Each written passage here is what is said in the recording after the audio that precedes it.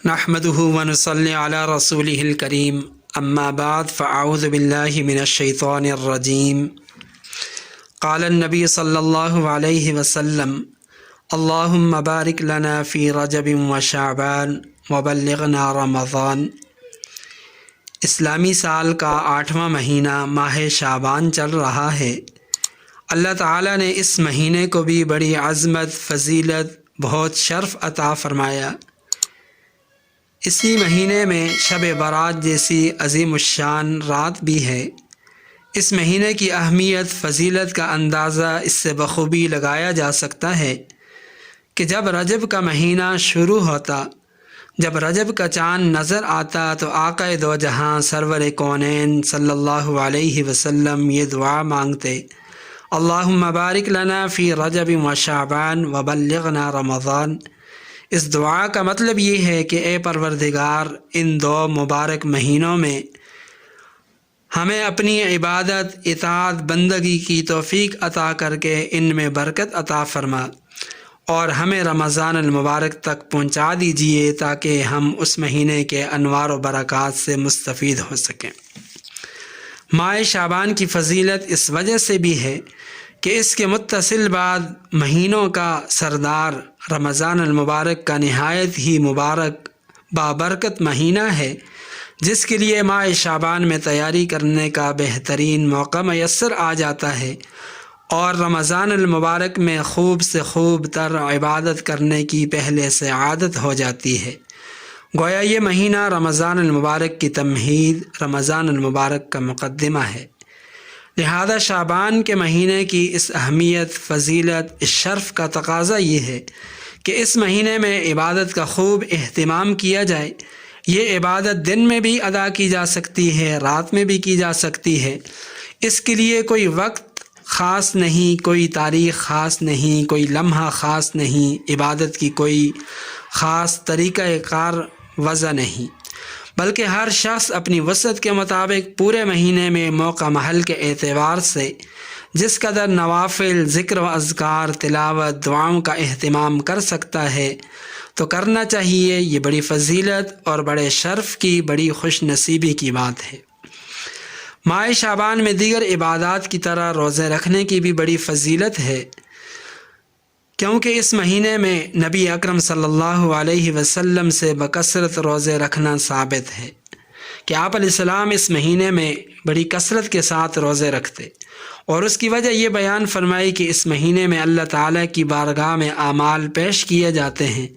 تو میری خواہش، تمنا یہ ہے کہ جب میرے اعمال پیش ہوں تو میرا روزہ ہو۔ اس لیے شعبان کے پورے مہینے میں کسی بھی دن روزہ رکھا جا سکتا ہے۔ یہ بات یاد رہے کہ شعبان کے روزے رکھنا زیادہ سے زیادہ ایک مستحب عمل ہے، اس لیے اس کو ضروری سمجھنا اور اس معاملے میں حد سے تجاوز کرنا یہ ناجائز ہے۔ یہاں یہ بات بھی یاد رکھیں کہ شعبان کے آخری 2-3 دنوں میں روزے نہیں رکھنے چاہیے، کیونکہ احادیث میں اس سے منع کیا گیا۔ البتہ اگر کسی شخص کا کسی دن روزہ رکھنے کا معمول ہو، جیسے کہ بعض لوگ پیر، جمعرات یا بدھ والے دن روزہ رکھتے ہیں، اور یہی دن شعبان کی آخری تاریخوں میں آ جائے، تو ایسی صورت میں معمول کے مطابق شعبان کے آخری دنوں 2-3 دنوں کے اندر بھی روزہ رکھنا جائز ہے، شرعاً اس کی گنجائش ہے۔ لیکن جس کا پہلے سے معمول نہ ہو تو اس کے لیے شعبان کے آخری 2-3 دنوں میں روزے رکھنا منع ہے، حدیث میں اس سے منع کیا گیا۔ سامعین محترم، ماہ شعبان کی فضیلت کی ایک بہت بڑی وجہ یہ ہے کہ اس مہینے کو جو شرف، فضیلت حاصل ہے، اس کی ایک بہت بڑی وجہ یہ ہے کہ اس میں شب برات جیسی عظیم الشان رات بھی پائی جاتی ہے، اور یہ 15 شعبان کی رات ہوتی ہے۔ احادیث سے اس رات کی بڑی فضیلت ثابت ہے۔ اس رات خصوصی طور پر اللہ تعالیٰ کے بندوں پر اللہ تعالیٰ کی بخششیں، رحمتوں اور مہربانیوں کا نزول ہوتا ہے۔ اللہ تعالیٰ بندوں کی دعائیں قبول فرماتے ہیں، اور اللہ تعالیٰ اپنے فضل و کرم سے مغفرت کا عام اعلان فرماتے ہوئے بے شمار بندوں کی بخشش فرما کر ان کو جہنم سے نجات عطا فرماتے ہیں۔ یہ اس قدر عظیم الشان رات ہے کہ اللہ تعالیٰ کی طرف سے عام مغفرت، بخشش کا اعلان ہوتا ہے۔ لیکن کچھ بد نصیب ایسے بھی ہیں کہ اس عظیم الشان رات میں ان کی مغفرت، ان کی بخشش نہیں ہوتی، وہ محروم رہ جاتے ہیں۔ مختلف احادیث میں ان کا تذکرہ ملتا ہے۔ مثلا کسی مسلمان کے لیے دل میں بغض، کینہ رکھنے والا، رشتہ داری توڑنے والا، کسی مسلمان کو ناحق قتل کرنے والا، بدکار، فاحشہ عورت، کفر و شرک کا راستہ اختیار کرنے والا، والدین کا نافرمان، اسی طرح بعض روایات میں ٹخنے چھپانے والے مرد اور شرابی کا بھی ذکر آتا ہے کہ اس عظیم الشان رات میں ان کی مغفرت نہیں ہوتی۔ ان احادیث کا درس یہ ہے کہ ان گناہوں سے بچنے کی بھرپور کوشش کی جائے، اور جو لوگ پہلے سے ان گناہوں میں مبتلا ہیں وہ ان سے پکی سچی توبہ کر لیں تاکہ اللہ تعالیٰ کی مغفرت کے وہ حقدار اور مستحق ٹھہریں۔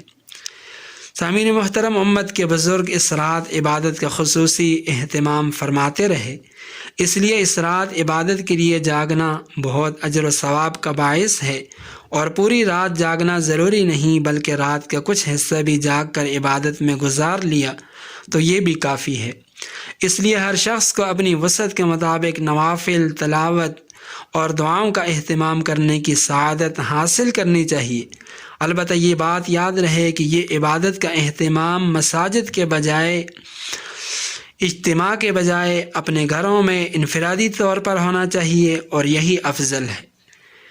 اسی طرح یہ بات بھی یاد رکھیں کہ شب برات میں قرآن و سنت سے کوئی مخصوص عبادت ثابت نہیں، بلکہ اس میں عام عبادات جیسے نماز، ذکر و اذکار، تلاوت، دعا کا اہتمام کرنا چاہیے۔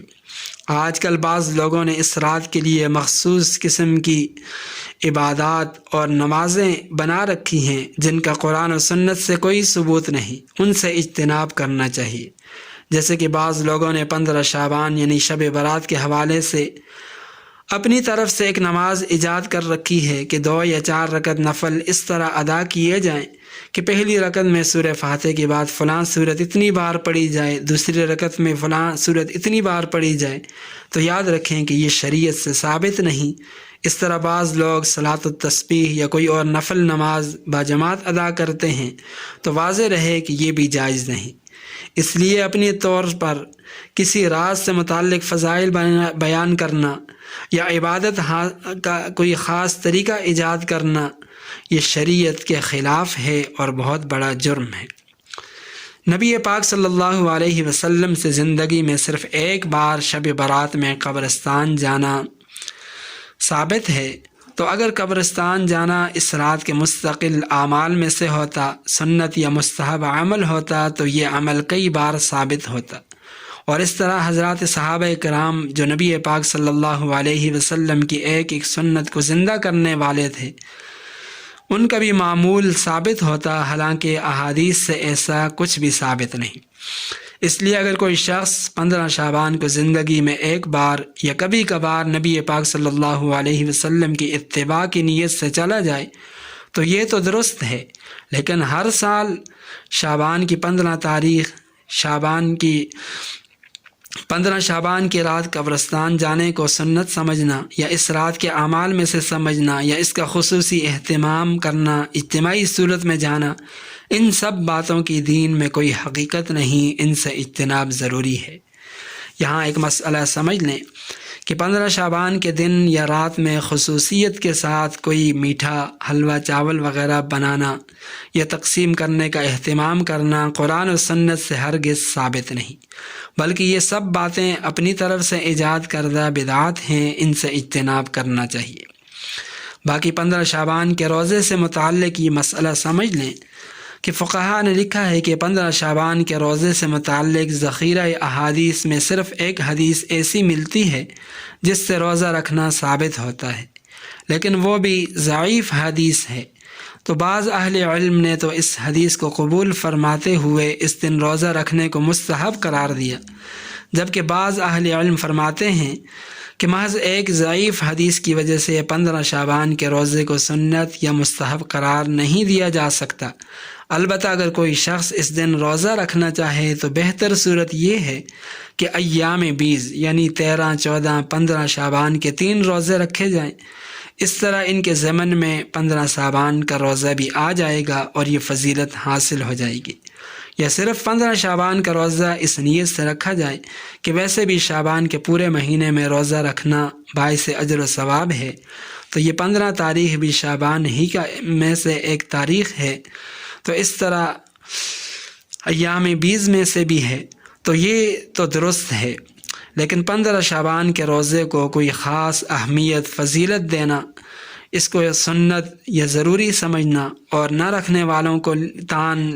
لعن طعن کرنا، ان کو ملامت کرنا، یہ بالکل بھی درست نہیں ہے۔ اللہ تعالی ہم سب کو عمل کرنے کی توفیق عطا فرمائے۔ وآخر دعوانا ان الحمد للہ رب العالمین۔